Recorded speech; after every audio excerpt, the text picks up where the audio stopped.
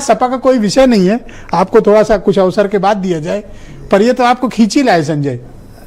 नहीं, चूंकि समाजवादी पार्टी का विमर्श आज देश में इतना बड़ा है कि वो देश की तीसरी सबसे बड़ी राजनीतिक पार्टी है, और जिन लोगों के पक्ष में ये बयान दे रहे थे, जो कुछ लोग स्वघोषित और सरकार पोषित विश्लेषक होते हैं, तो मैं इस विश्लेषक साथी को तो नहीं जानता, लेकिन इतना इनके शब्दों से जरूर परिलक्षित होता है कि ये स्वघोषित विश्लेषक और सरकार पोषित विश्लेषक हैं। जो सवाल आज जो आपका बहस है वो बहुत अकादमिक बहस है।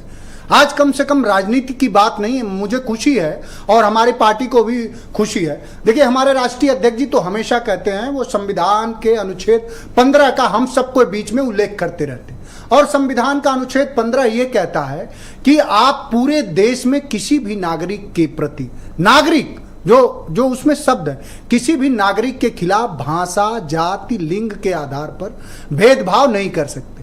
तो पहले तो जो लोग इस तरह का कृत्य कर रहे हैं वो सबसे घृणित लोग हैं। जो भाषा का सवाल है, भाषा जो हिंदी भाषा का सवाल है कि, और जो मराठी का जो आपने अपने लगाया हुआ है, तो ये ठीक बात है कि हिंदी भाषा हमारे संविधान के अनुच्छेद 343 में राजभाषा का उसको दर्जा 8वीं अनुसूची में भी है, ये आप भी जानते हैं। हिंदी का जो सवाल है ये सही है कि हमारी राजभाषा है, लेकिन यहाँ जितनी भी और भाषा है, चाहे वो मराठी हो, चाहे वो कन्नड़ हो, चाहे वो उर्दू हो, हिंदी का जो विकास हुआ वो अपभ्रंशों से हुआ है। शौर सैनी अपभ्रंश से हिंदी का विकास हुआ है। हिंदी में आपने देखा हो कि एक समय भक्तिकालीन था, जो कबीर, तुलसी, रैदास का था, फिर रीतिकालीन था, अब आधुनिक कालीन है।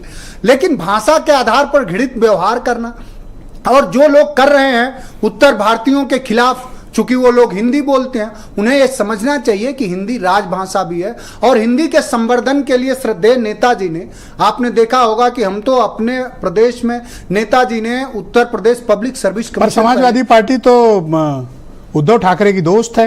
आप अपने दोस्त को नहीं समझाए कि इतना घृणास्पद अभियान, या तो उनसे नाता तोड़ो या स्वीकार कर लो कि वो जो कर रहे हैं सही कर रहे हैं। एक तो आपका जो सवाल है, समाजवादी पार्टी विचारधारा की दोस्त रहती, किसी व्यक्ति की दोस्त नहीं है।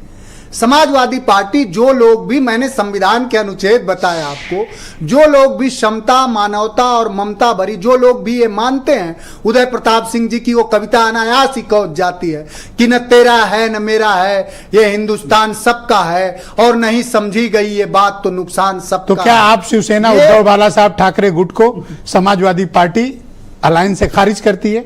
देखिए, अलायंस से उनके उस व्यवहार को पूरी तरह खारिज करती है कि अगर भाषा के आधार पर जरा सा भी भेदभाव अगर उत्तर भारतीयों के साथ होता है तो उनके उस व्यवहार को तो खारिज तो करती है। अपने बड़े पार्टनर कांग्रेस से आपने क्यों नहीं अपील की कि ये भी उद्धव बाला साहब ठाकरे की पार्टी से किनारा करें?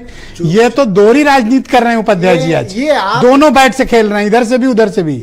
इतने विद्वान और इतनी विद्वता रख करके आप ऐसे सवाल करेंगे, अब ये अपील करो उनसे। ये कांग्रेस फैसला करेगी कि उसे क्या करना है। मैंने अपने पार्टी का और अपना पक्ष बताया है आपको, लेकिन भाषा पर जो बहस कर रहे हैं, हम लोग ये मानते हैं। तो निशिकांत का बयान है कि पटक के मारेंगे, ठीक बात है? देखिए, वो निशिकांत का बयान नहीं है, वो भारतीय जनता पार्टी में आजकल द्वंद्व चल रहा है। भारतीय जनता पार्टी चूंकि सांप्रदायिकता भरी पार्टी है और उन्मादियों की पार्टी है। अब निशिकांत इसलिए और उन्मादी बयान सर, मुझे हैरानी कि मराठियों की अस्मिता अब क्यों नहीं जगी? एक एमपी गाली दे रहा है और रत्नाकर सिंह उसे डिफेंड कर रहे हैं। ब्रजभूषण सिंह शरण कह रहे हैं महाराष्ट्र एक दड़बा, ये बाहर निकले ना ठीक कर दूंगा। क्योंकि देखिए, इनकी हिम्मत नहीं पड़ रही सर। भारतीय जनता नहीं, महाराष्ट्र के लोग हों चाहे गुजरात, मराठियों की बेइज्जती हो रही है, दर्द हो रहा है मुझे। आंध्रा, सब रत्नाकर सिंह ने एक बार भी निशिकांत का कंडेम नहीं किया। समाजवादी पार्टी पूरे भारत के सभी राज्यों को, नागरिकों को एक समान दृष्टिकोण से देखती है। बीजेपी में वो निशिकांत दुबे इसलिए, रत्नाकर जी रुक जाइए, दूंगा समय, उसमें लड़ाई चल रही है, पहला राउंड हो जाने अब निशिकांत दुबे योगी आदित्यनाथ हो जाना चाहते हैं। वहां तो लड़ाई चलती है कि कौन कितना बुरा बोल देगा, उसको भारतीय जनता पार्टी किसी पद से बहुत धन्यवाद आपका। इसलिए वहां हिंसक बयान देने की पूरी प्रवृत्ति है बीजेपी। रवि तिवारी मुंबई के बहुत जाने माने